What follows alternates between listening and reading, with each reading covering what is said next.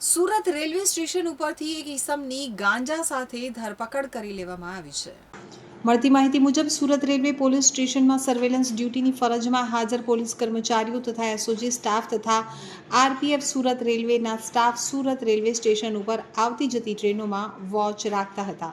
દરમિયાન ગતરોજ 6-10-2025ના રોજ પ્લેટફોર્મ નંબર 1 ઉપર ટ્રેન નંબર 22193 દૌડ Gwalior express train Surat railway station platform number 1 ઉપર આવીને ઊભી રહેતા આ ટ્રેનમાંથી એક ઈસમ ઉતર્યો હતો અને પોલીસે તેને રોકીને તપાસ કરતા બેગમાંથી ગાંજાનો જથ્થો મળી આવ્યો હતો.